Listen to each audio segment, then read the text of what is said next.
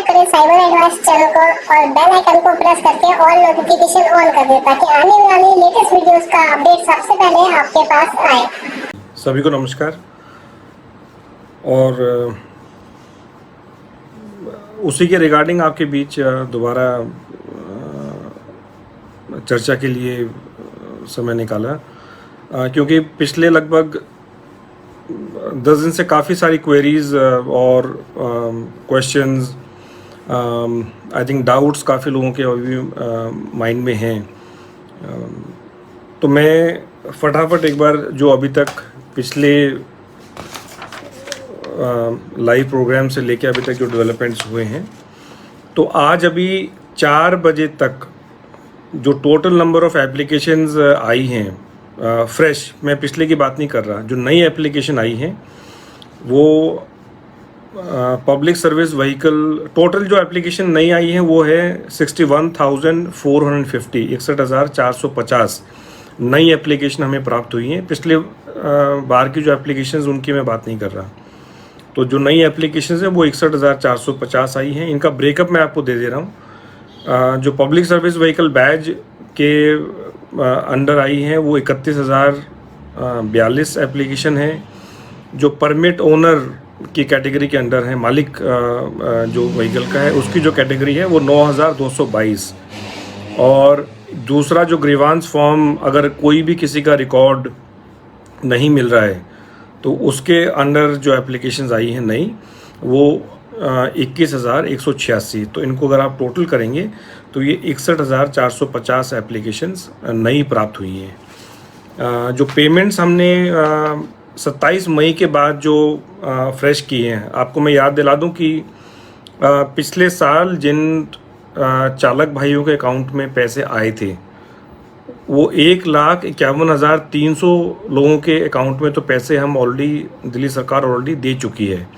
उसके अलावा पिछले हफ्ते लगभग 12,000 और लोगों के अकाउंट में, चालक भाइयों के अकाउंट में पैसे गए हैं। तो अगर आप 1,51,300 और 12,000 को ऐड कर दें तो ये लगभग 1,63,300 बनता है जिनके अकाउंट में पैसे जा चुके हैं।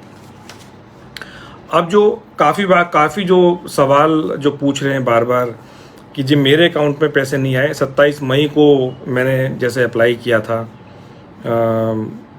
मैं रिक्वेस्ट करूँगा कि अभी आप कुछ लिखें ना प्लीज़, क्योंकि मैं एक बार अगले 5 मिनट में मैं आपको बता देता हूँ कि अभी तक की प्रोग्रेस क्या है, कहाँ हम खड़े हैं और हमें क्या दिक्कत आ रही है उनको प्रोसेस करने में। उसके बाद फिर आपके जो भी सवाल होंगे वो आप लिख दें, क्योंकि मैं साथ साथ पढ़ नहीं पाऊँगा अभी।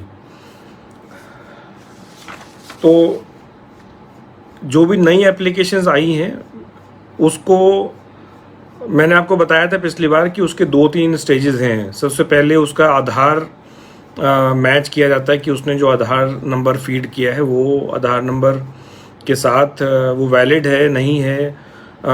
सेकंड स्टेज पे उस आधार से जिसने आवेदन किया है उसके नाम से, आधार से और उसके कौन से बैंक अकाउंट आधार से लिंक है, फिर वो दोबारा एक बार सॉफ्टवेयर से पूरा उसको वेरीफाई किया जाता है और फिर ट्रांसपोर्ट डिपार्टमेंट जो है उनको सैंक्शन करता है और फिर दोबारा वो जितना भी वैलिड एप्लीकेशंस हैं वो सारी रिजर्व बैंक ऑफ इंडिया के थ्रू अलग अलग बैंक्स को उनके अकाउंट में ट्रांसफ़र करने के लिए चला जाता है। तो लगभग आप ये देखिए कि जितनी हमारी 61,450 एप्लीकेशन नहीं हैं उसमें से भी लगभग, बल्कि 61,450 में से नहीं, जो PSV बैज और परमिट की जो एप्लीकेशन है अगर हम इनको टोटल कर दें तो ये 40,000 के आसपास एप्लीकेशन बनती हैं। आप ये देखिए कि 40,000 में से तो 18,000 एप्लीकेशन ऐसी हैं जिनका आधार ही वेरीफाई नहीं हो रहा है, मतलब कि दोनों में मिसमैच है। एप्लीकेशन में जो नाम फीड किया है, जो आधार वहाँ फीड किया है, और जब हम आधार वेरीफाई करते हैं भारत सरकार के साथ तो वहाँ से मिसमैच होने के कारण वो एप्लीकेशन वो अप्रूव नहीं होती। तो लगभग 18,000 एप्लीकेशन ऐसी हैं जो आधार से ही रिजेक्ट हो रही हैं। अब जितनी भी इस तरह की एप्लीकेशन जो रिजेक्ट हो जाती हैं, उन सबको मैंने पिछली बार भी आपको बताया था, उन सबको जितने भी हमारे MLOs हैं, दिल्ली में लगभग 13 के आसपास MLO हैं, तो आपके ड्राइविंग लाइसेंस के हिसाब से DL1 है, DL2 है, DL3 अलग अलग अथॉरिटी में उन MLOs के पास भेज के वो एक एक एप्लीकेशन को खुद मैन्युअली उसको चेक कर रहे हैं। तो उसमें से भी लगभग 11,000 एप्लीकेशन ऑलरेडी अप्रूव हो चुकी हैं, जिनका कि पेमेंट का प्रोसेस जो है वो अगले हफ्ते चालू हो जाएगा। तो मुझे उम्मीद है कि सोमवार मंगलवार में 11,000 और केसेस को उनके बैंक के अकाउंट्स में आधार से जो लिंक है उसको पैसे मिल जाएंगे। काफ़ी लोगों का ये सवाल है कि जब मैंने 27 मई को ही अप्लाई किया था, जब हमने साइट चालू की थी और अभी तक नहीं आया, तो उसका देरी होने की जो कारण है वो यही है कि पहले उसको आधार से वेरिफिकेशन करते हैं। अगर आधार से वेरीफाई हो गया, फिर बैंक का जो सॉफ्टवेयर है वहाँ से वेरीफाई हो गया, तो उसकी पेमेंट ऑटोमेटिकली सॉफ्टवेयर के थ्रू चली जाती है। लेकिन जैसे मैंने बताया कि 18,000 के आसपास तो एप्लीकेशन ऑलरेडी रिजेक्ट हो चुकी हैं जो आधार से ही अप्रूव नहीं हो रही। तो जितनी ज़्यादा एप्लीकेशन आधार से अगर वेरीफाई नहीं हो रही है, तो उतना ही हमें वो सारी एप्लीकेशन मैन्युअली वेरीफाई करनी पड़ रही हैं। लेकिन पिछले हफ्ते सभी MLOs ने, उनके स्टाफ ने, हमारे ट्रांसपोर्ट डिपार्टमेंट के जो अधिकारी हैं उन्हें मिलके लगभग काफ़ी सारी एप्लीकेशंस को वेरीफाई कर लिया है और उन्होंने अप्रूवल भी दे दी है। अगर उसका ब्रेकअप अगर आप चाहते हैं, तो जो आधार से रिजेक्ट हुई थी उसमें से भी अब लगभग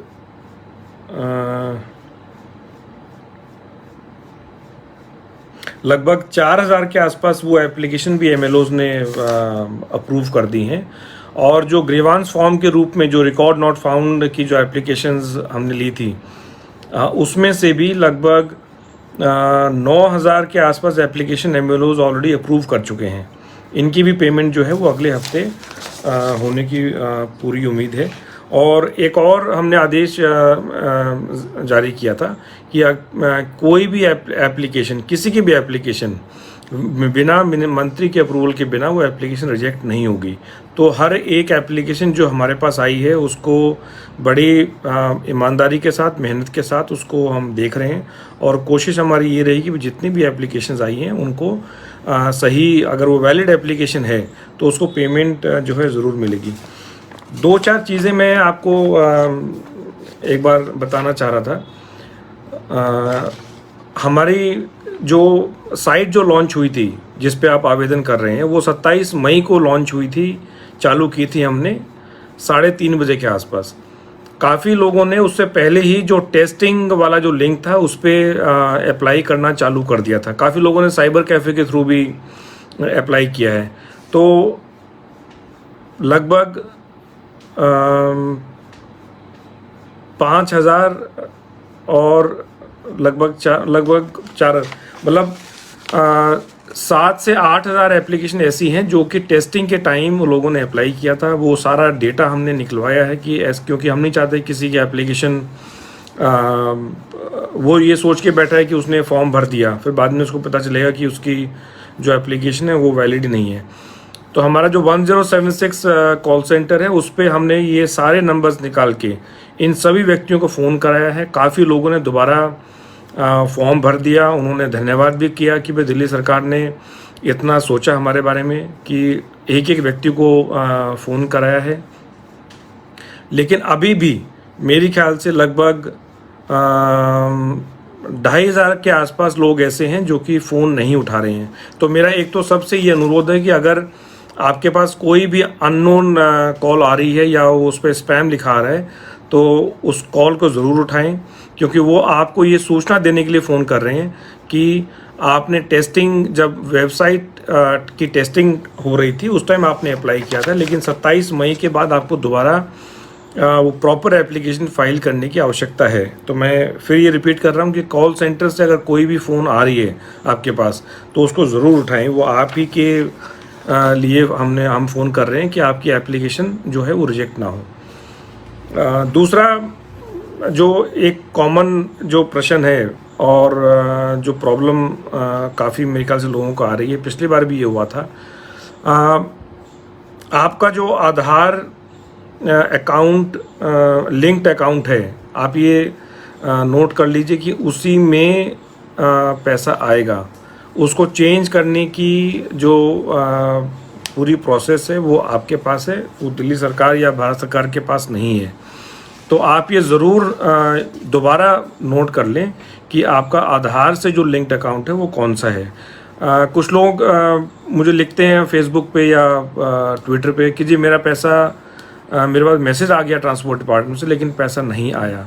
उसकी सारी डिटेल्स वेरीफाई करने के बाद जब हम उसको उसका एक्चुअल अकाउंट नंबर बताते हैं जो कि आधार से लिंक है, तो फिर वो बैंक में जाके पता करता है तो उसके पैसे वहाँ उसको मिलते हैं। तो मेरी आपसे ये एक बार फिर दोबारा ये हाथ जोड़ के विनती है कि आप ज़रूर अपना अकाउंट कौन सा लिंक्ड है आधार से, उसको ज़रूर आप पता करके रखें ताकि आपको कोई प्रकार की दिक्कत ना हो। कुछ जो और जो सवाल जो लोगों ने किए वो है कि हैवी व्हीकल, जैसे वो कहते हैं कि हमारा हमने आवेदन दिया भरा लेकिन पैसा नहीं आया अभी तक। तो जब हम उनका रिकॉर्ड चेक करते हैं तो उसमें पता चलता है कि उसका हैवी व्हीकल का लाइसेंस है या उसका बैज है। तो अगर हैवी व्हीकल वाली कैटेगरी में हैं तो फिर वो पैरा ट्रांजिट व्हीकल वाली कैटेगरी में फॉल नहीं करते हैं, वो इस स्कीम में एलिजिबल नहीं है, इस स्कीम में वो अप्लाई नहीं कर सकते।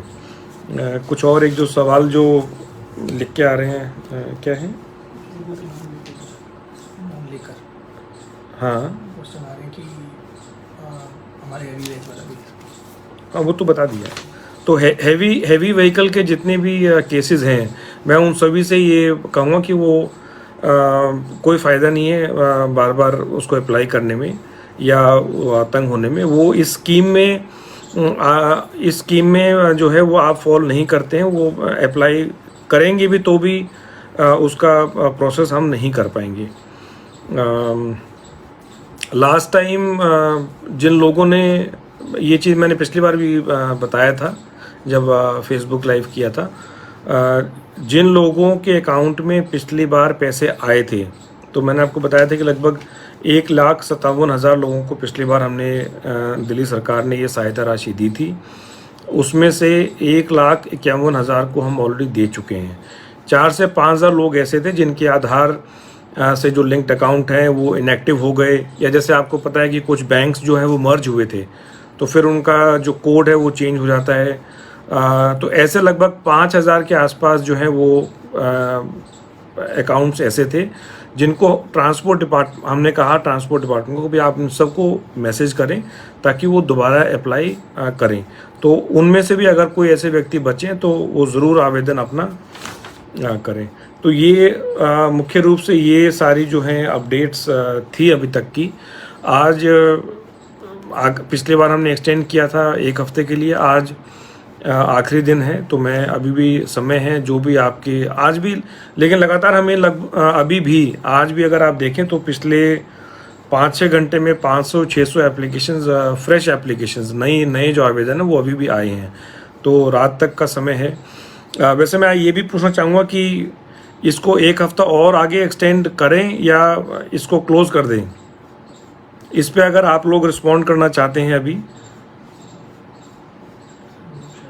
हाँ, बिमल बख्शी सुनने में है कि आप नहीं पढ़ नहीं पाया। अच्छा, परमिट फिटनेस जो एक्सपायर हो गई हैं।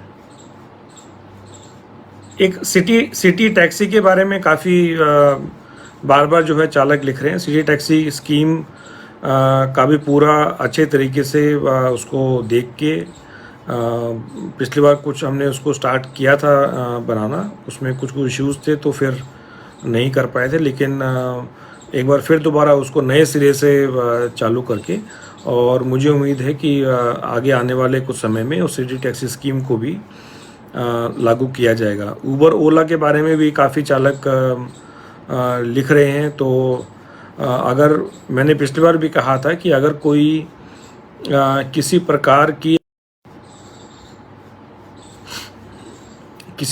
अगर प्रॉब्लम है तो ट्वीट या उस पे ना करके आप मुझे प्रॉपर उस प्रकार से एक एप्लीकेशन जो है वो सबमिट करें, तो उस पे फिर जो भी उचित कार्रवाई करनी होगी वो पक्का